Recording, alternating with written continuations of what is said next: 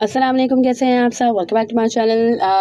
आज की जो ख़बर है, जो सबसे बड़ी ख़बर है, या जो एक कहा जाए कि भाई हेडलाइंस जो बनी हैं वो ये है कि भाई हारिस रऊफ़ साहब का जो सेंट्रल कॉन्ट्रैक्ट है, पीसीबी ने उसको टर्मिनेट कर दिया है, यानी उसको एंड कर दिया है। अब जो सेंट्रल कॉन्ट्रैक्ट की जो रकम होती है, माहाना जो रकम होती है जो प्लेयर्स को दी जाती है सैलरीज़ के तौर पे, वो हारिस रऊफ़ को नहीं दी जाएगी।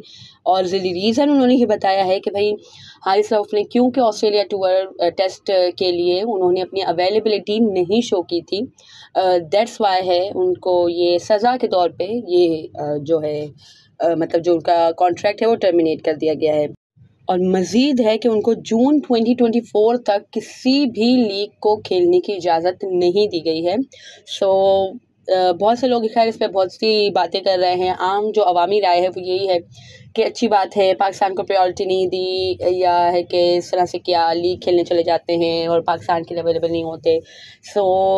मतलब मैं इससे एग्री नहीं करती हूँ। जैसे कि मैंने पहले भी खैर बात की थी, आई थिंक कल परसों ही हम अपनी वीडियो में बात कर रहे थे कि हारिस रऊफ़ टेस्ट का बॉलर है ही नहीं, वो लॉन्ग फॉर्मेट का बॉलर नहीं है। एक बंदे को या एक प्लेयर को अपनी मालूम है कि उसकी बॉडी उसे क्या डिमांड करती है, उसकी बॉडी उसको कितना सर्व कर सकती है। उसने उसी हिसाब से कहा कि भाई बिकॉज ऑफ है बहुत ज़्यादा एक्सेसिव क्रिकेट हो गई थी, तो उसने थोड़ा सा रेस्ट लिया था। और डेफिनेटली हम समझ ही रहे थे कि भाई पाकिस्तान की जो इंटरनेशनल क्रिकेट है वो भी एक्सेसिव हुई थी। आपने है कि वेस्ट इंडीज़, पहले न्यूजीलैंड आई, फिर इसके बाद थोड़ी सी लीग्स वगैरह खेली। अगेन मैं कहूँगी कि लीग में इतनी ज़्यादा पोटेंशियल नहीं लगती है, क्योंकि जस्ट 4 ओवर्स आपको कराने होते हैं। अगर तो सामने वाली टीम पूरे ओवर्स खेलती है तो बाज़ औक़ात ये भी होता है कि आपकी सामने वाली टीम पूरे ओवर्स नहीं खेलती है, तो आपको जस्ट 2 या 3 ओवर्स में भी है कि आपका काम हो जाता है। एंड बाकी रही जो फील्डिंग की बात, तो फील्डिंग भी है कि ज़ाहिर है आपको ऑलमोस्ट अगर आप 4 ओवर करा रहे हो तो फिर आपको 16 ओवर्स जस्ट आपको फील्डिंग करनी है। तो इतनी ज़्यादा बॉडी नहीं मांगती है एनर्जी जितनी ज़्यादा टेस्ट में लगती है। एंड ऑस्ट्रेलिया का टूर हमेशा टफ होता है। एक प्लेयर को मालूम है अपनी पोटेंशियल कि भाई मैं नहीं डिलीवर कर सकूँगा, और अगर तो वो वहाँ पे जाके इंजर्ड हो जाता और न्यूजीलैंड के टूर में या हमें जो वर्ल्ड कप आ रहा है उसके लिए अवेलेबल नहीं हो सकता, तो फिर हम क्या कर सकते थे। वही बात है कि ये मैं इसको बिल्कुल भी नहीं सही समझती। मैं इसको बिल्कुल है कि एक है कि इनजस्टिस से गर्दानूंगी कि बिल्कुल गलत हुआ है। अव्वल तो इस मामले को हैंडल ही बिल्कुल गलत तरीके से किया गया। वहाब रियाज साहब, जिनका खुद का रिकॉर्ड ऐसा रह चुका है 2019 में जब पाकिस्तान की टीम को टूर करना था, जब आपके ये दोनों जो भी बॉलर्स थे उन्होंने डिनाई कर दिया था, चाहे वो आपके आमिर हो चाहे वो आपके वहाब रियाज हो, कोई भी ऑस्ट्रेलिया जाने के लिए राज़ी नहीं था। वहाब रियाज आपके सीनियर बॉलर थे, आपको वहाब रियाज की पेस की वहाँ पे ज़रूरत थी, सब कुछ था, लेकिन उन्होंने आर्जी तौर पर रिटायरमेंट ले ली थी टेस्ट क्रिकेट से, एंड वाइट बॉल के लिए वो अवेलेबल थे। फिर है कि वाइट बॉल के लिए उनको कंसिडर किया गया नहीं किया गया, ये तो एक अलग कहानी है। बट उन्होंने 2019 में जब पाकिस्तान ने ऑस्ट्रेलिया का टूर किया था, जब आमिर एंड वहाब ने दोनों ने अपनी दस्तियाबी नहीं जाहिर की थी, उस वक्त जो भी बातें हुई कुछ भी हुआ, लेकिन इस तरह का उनको नहीं सामना करना पड़ा कि भैया सेंट्रल कॉन्ट्रैक्ट टर्मिनेट कर दिया गया या लीग क्रिकेट नहीं खेलने की इजाज़त दी गई एंड ऑल। बट वही वहाब रियाज साहब प्रेस कॉन्फ्रेंस में बैठ के मज़े से बताते हैं कि भाई हारिस रऊफ़ ने ये किया वो किया। बार बार है कि उन्होंने इस बात को पॉइंट आउट किया कि हमें लगता है कि पाकिस्तान को इसका नुकसान होगा, जबकि जो भी क्रिकेटिंग माइंड रखने वाला बंदा है उसको पता है कि भाई हारिस रऊफ़ का टेस्ट में काम है ही नहीं। हारिस रऊफ़ ने आपको ओडीआई में डिलीवर करके नहीं दे सका, वो तो आपको टेस्ट में किस तरह से दे सकता था। अगर तो आपको हारिस को यूटिलाइज़ करना था टेस्ट क्रिकेट का, या आपको लॉन्गर फॉर्मेट का उसको बॉलर बनाना था, तो पहले आप उसको खिलाते आपकी फर्स्ट क्लास क्रिकेट। आप उसको बोल सकते थे कि भाई जाके आप खेलो, कायद आज़म ट्रॉफी खेलो, फर्स्ट क्लास क्रिकेट खेलो, हम चाहते हैं कि आप टेस्ट क्रिकेट में भी सर्व करो पाकिस्तान को। तरीके से चीज़ें हैंडल होती हैं, लेकिन तरीके से नहीं हैंडल की गई। या तो कुछ ज़ाती इनाद या बुग़्ज़ निकाला गया है हारिस रऊफ़ से, या फिर मुझे तो खैर पर्सनली यही लगा, क्योंकि जब वहाब रियाज ने पूरा मामला बताया था प्रेस कॉन्फ्रेंस में, तब उनके एक्सप्रेशंस ही बता रहे थे कि वो क्या साबित करना चाहते हैं या क्या करना चाहते हैं। इसके बाद मोहम्मद हफीज़ का तो खैर उस सिले से काम ही यही था कि उनको तो है कि हर बात का मलबा ही प्लेयर्स पर डालना था, और टोटली खैर मिस हैंडल किया गया है। और अभी इस तरह का रद्द-ए-अमल ज़ाहिर करना, ये आई डोंट थिंक खैर सही है। मुझे नहीं लगता कि हारिस रऊफ़ ने जो किया बिल्कुल सही था। उसको लगा कि भाई वो नहीं डिलीवर करके दे सकता है ऑस्ट्रेलिया में। एक बुरा वर्ल्ड कप उसका गया था, सबसे ज़्यादा रन उसने कंसीड किए और एक तरह से उसको ब्रेक भी चाहिए था। जहाँ तक बात है उसकी बिग बैश की या कौन सी वो लीग उसको खेलनी थी, उसकी बात है तो उसका पहले से ही आपका है कि कॉन्ट्रैक्ट उसका हुआ था और जब इस तरह की कोई शिक नहीं थी शामिल सेंट्रल कॉन्ट्रैक्ट में। बीच में तो एक तो अव्वल हमारे चेयरमैन बदलते रहते हैं, तो फिर हर तमाम जो शिकें हैं वो बदलती रहती हैं या हर किसी की पसंद के रूल्स अप्लाई होते रहते हैं, इम्प्लीमेंट होते रहते हैं। तो जब इस तरह का कुछ भी नहीं था और एज आई सेड अर्लियर कि भाई बिग बैश में जस्ट 20 ओवर की क्रिकेट है, वो इतनी ज़्यादा एनर्जी या इतनी ज़्यादा पोटेंशियल डिमांड नहीं करती है।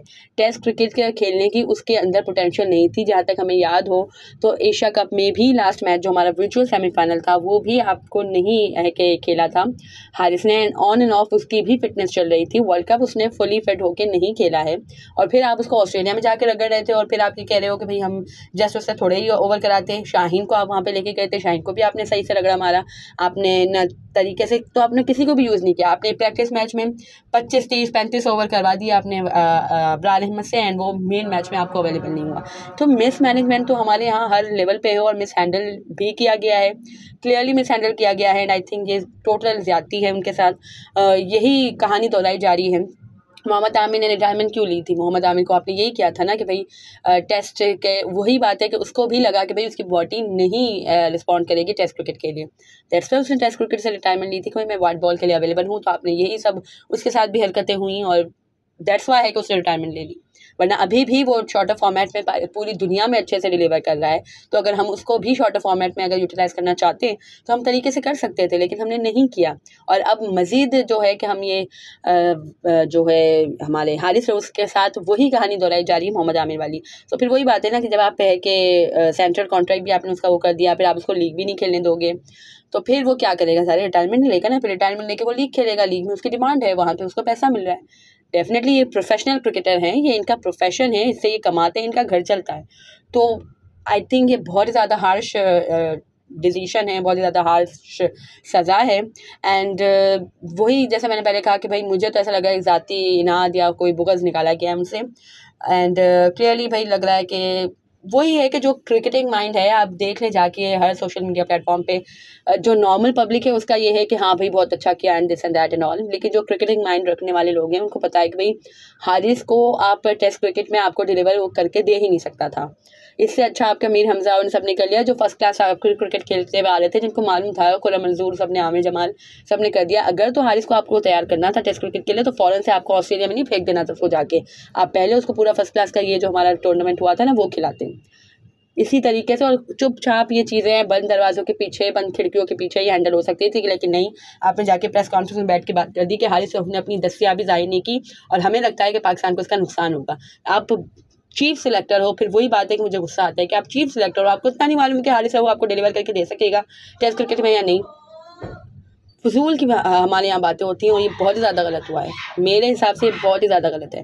सो खैर that was it from this video. आप मुझे अपना पॉइंट ऑफ व्यू बताइएगा इस हवाले से। मुझे तो खैर यही लगता है कि बहुत ही ज़्यादा गलत हुआ है एंड इस तरह से नहीं होना चाहिए। अगर तो कोई बात थी भी तो इस तरह से मीडिया में नहीं करनी चाहिए थी। हारिस रऊफ को आप अकेले में सब कुछ कर सकते थे या इस तरह से आप अकेले भी उसको है कि कुछ फ़ाइन वगैरह कर सकते थे अगर तो आपको आपके कुछ अना को ठेस पहुँची है। सो इस तरह से भी खैर हो सकता था, मामला हैंडल हो सकते थे। बट खैर वही बात है, मुझे कमेंट सेक्शन में बताइएगा। मुझे तो खैर बहुत ही ज़्यादा अफसोस है, पता नहीं किस सिमत जा रही है वेस्ट इंडीज़ की तरफ। जो वेस्ट इंडीज़ की टीम की ज़बोहाली है या जो क्रिकेट की ज़बोहाली है या जो जवाल की तरफ गामज़न है उनकी क्रिकेट, आई थिंक वही हाल हमारा भी होने वाला है कि भाई आइंदा फिर प्लेयर्स सेंट्रल कॉन्ट्रैक्ट साइन ही नहीं करेंगे जब आप इस तरह से हरकतें करते हो। तो जब आप तरीके से उनको दे ही नहीं रहे हो सैलरी, जब आप उनकी मन मानते हो उनको सैलरी अव्वल तो नहीं दे रहे, फिर आप उसमें कट ऑफ करोगे, फिर आप उसमें कहोगे कि भाई हम दे ही नहीं रहे, फिर आप बोलोगे कि लीग भी नहीं खेलनी। तो व्हाट इज़ द रीज़न? भाई क्या करेंगे वो, क्या करेंगे? सो खैर that was it from this video. अगर आपको मेरी ये वीडियो पसंद आई हो तो लाइक कीजिएगा, share it with friends and family and do subscribe to my channel for more such content. अल्लाह हाफिज़।